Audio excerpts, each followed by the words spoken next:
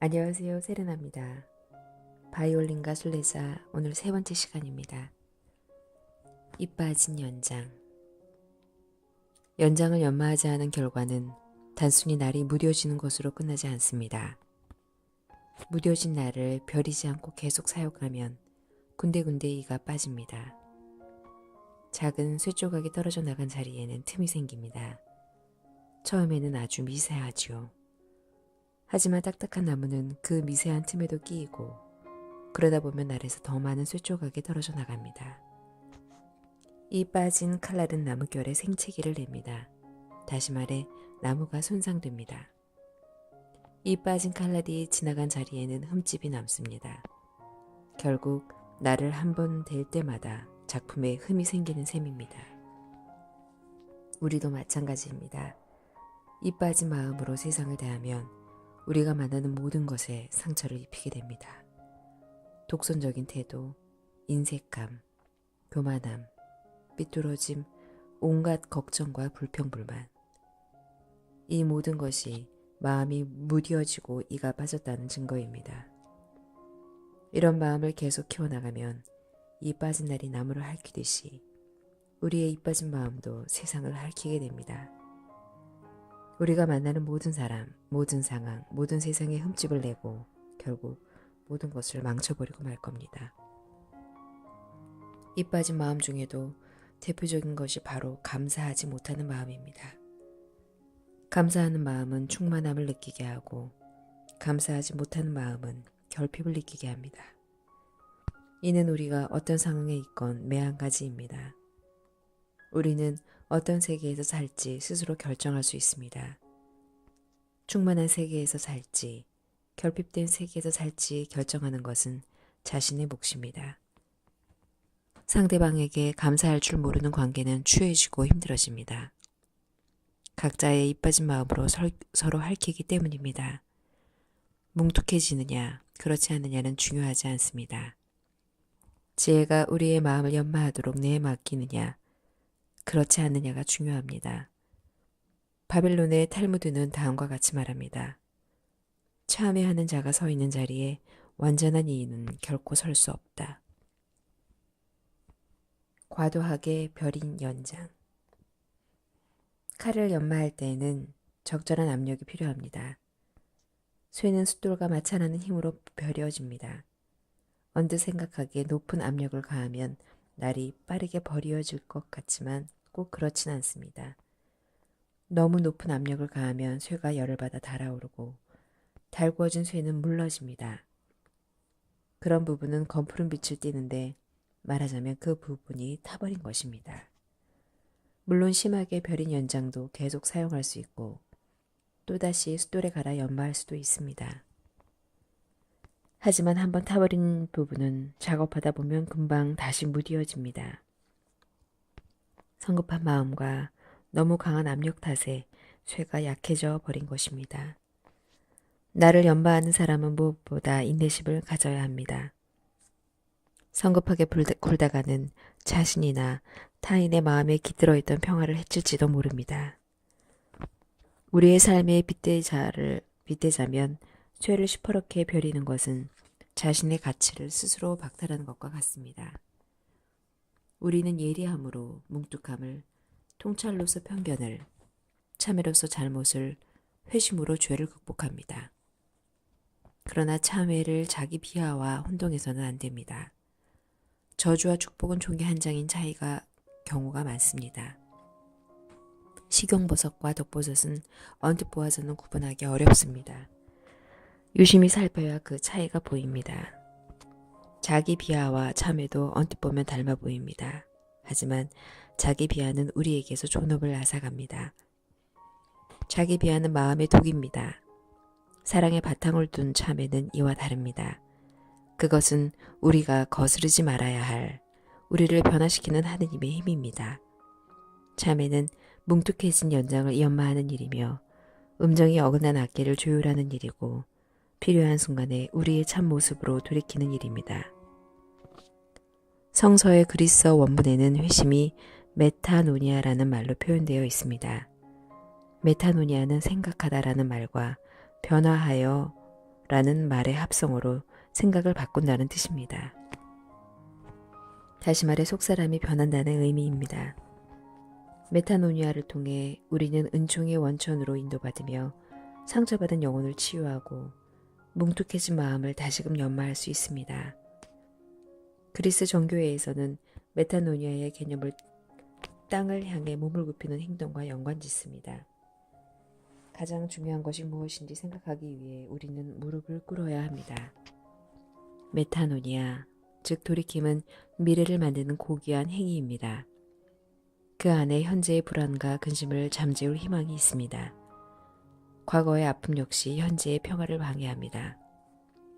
미래를 기대할 희망이 중요하다면 과거를 돌아볼 때는 용서가 중요합니다. 참회만이 우리를 깨끗하게 하고 돌이킴만이 거룩한 평온을 만들어냅니다. 믿음만이 걱정을 이기며 사랑만이 두려움을 딛고 일어서게 합니다. 우리가 현재를 살고 있지 못하다면, 현재의 삶이 자꾸 손가락 사이로 흘러버린다면 이는 우리에게 참회와 회심과 믿음과 사랑이 없기 때문입니다. 오직 참회와 회심, 믿음과 사랑의 삶을 살 때만 과거와 미래의 아픔, 두려움을 극복할 수 있습니다. 그럴 때 비로소 우리의 존재가 이 세상의 선물이 되고 우리 또한 지금 이곳에서 하느님을 선물로 받게 됩니다. 날이 무뎌졌다고 연장 자체가 가치를 잃은 것은 아닙니다.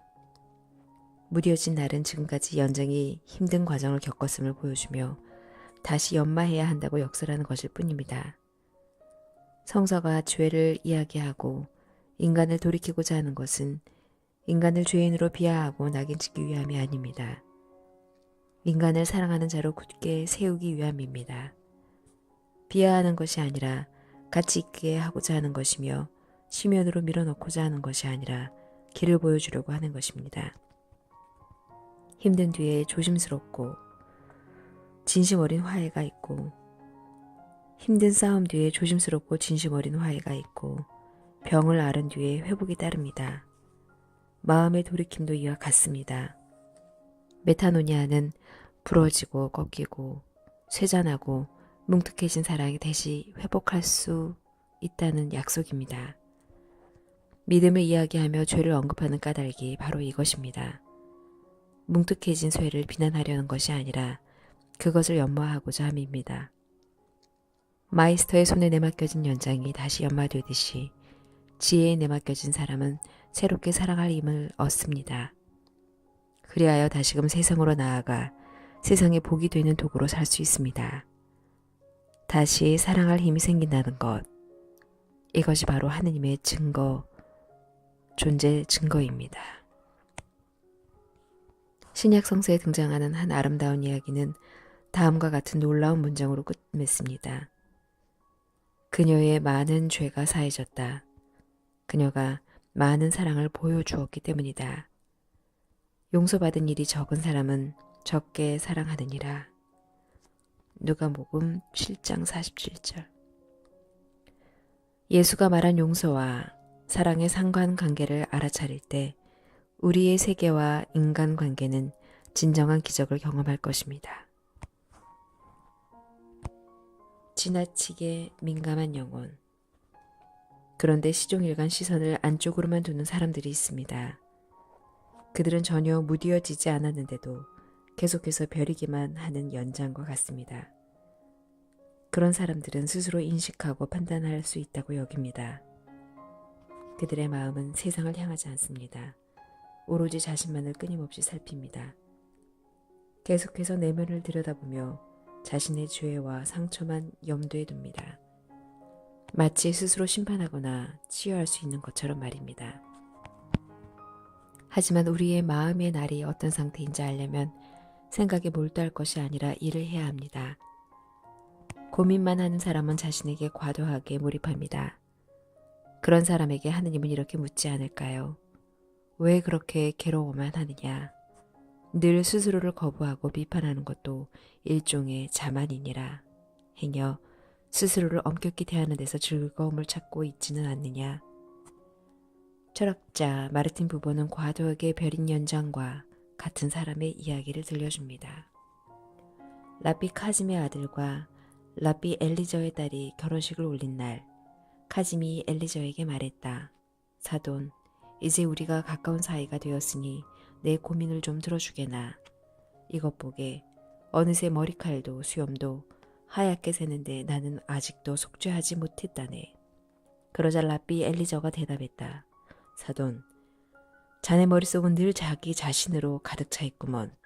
자신을 잊어버리고 세상을 좀 품어보게나. 라비 카짐은 자신을 지나치게 점검하는 사람이었습니다. 내 날은 얼마나 예리한가. 그에게는 연장을 이용해 만들어낼 작품보다 연장 자체가 더 중요했지요. 연장은 사용하면 무뎌지는 것이 당연합니다. 그렇다고 연장을 아예 사용하지 않으면 그 연장은 어떻게 될까요? 뭉툭해진 연장을 정말로 가치가 떨어진 것으로 보아야 할까요? 창세기의 시작 부분에는 하느님이 지으신 모든 것을 보시니 보기에 좋았다. 이런 구절이 있습니다. 우리가 죄책감이라는 은신처에 숨으면 하느님은 우리를 어떻게 생각하실까요? 사람들은 자신이 망가진 존재라며 스스로 비하하는 데서 자기 만족을 찾기도 합니다. 자신에 대한 거부를 일종의 자기 정체성으로 삼는 것이 이해되지 않는 바는 아니지만 스스로 늘 불충분하다고 여기는 태도 역시 일종의 교만일 수 있습니다.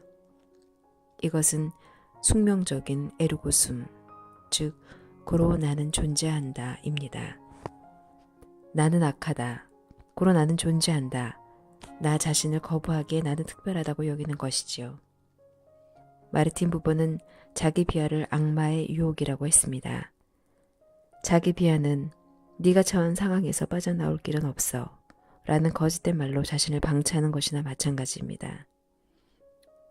부보는 하시디즘이란 18세기 폴란드와 우크라이나의 유대교 사이에 일어난 신비주의적 경향의 신앙 부흥운동.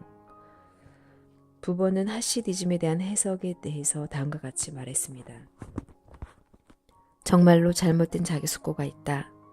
이는 사람을 회심으로 인도하지 못하고 도리어 회심을 가망 없는 일로 치부한다. 그리하여 회심할 수 없는 상태로 몰아가 교만의 힘으로 살도록 유도한다. 늘 큰 것만 욕심내는 교만이 있습니다. 그런 교만에 빠진 사람은 열에 하나만 잘못되어도 전체가 잘못된 것이고 모든 것이 분명하지 않으면 이해가 안 된 것으로 치부합니다. 이는 일종의 회피입니다. 대부분의 경우는 큰 변화는 계획만 할 수 있을 뿐 우리가 실현할 수 있는 것은 작은 변화들입니다. 하느님은 우리에게 무뎌졌다고 깨달을 수 있는 능력을 주었습니다. 그러나 자기 비하를 통해 지나치게 달아오르기를 원하지는 않으셨습니다. 내가 사용하는 연장은 슈투바이 계곡에서 생산된 질 좋은 쇠로 만든 것입니다. 이런 쇠는 결코 그 가치를 잃지 않습니다. 다만 뭉툭해질 따름입니다. 예수의 창시자 로욜라는 주요 저작인 영적 수련을 통해 자기 비하라는 악마의 유혹에 관하여 다음과 같이 이야기했습니다. 악마가 영혼을 거칠게 하는데 성공하지 못하면 반대로 영혼을 과도하게 섬세하게 하는데 주력한다. 그리하여 너무나 섬세해진 영혼은 죄가 없는 곳에서도 끊임없이 모든 것을 죄로 보고 결국 자기 자신을 스스로 참소한다. 한편 로욜라는 거친 영혼은 죄를 아무렇지도 않게 여긴다고 했습니다. 비유하자면 거친 영혼은 이가 빠진 연장으로도 계속해서 즐겁게 일을 해서 결국 나무를 망쳐놓습니다. 반대로 과도하게 민감한 영혼은 늘 죄책감에 시달리며 거룩한 욕으로 말미암아 한순간에 타버립니다. 날이 너무 얇고 민감하면 열이 정체되는 곳에서 연장은 과도하게 달아오르다가 타버립니다. 요즘 말로 번아웃이 되어버리는 것입니다.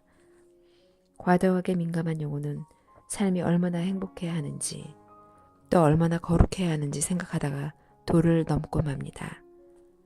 늘 초조한 마음으로 자기 심판에 몰두해 시퍼렇게 벼려지지요.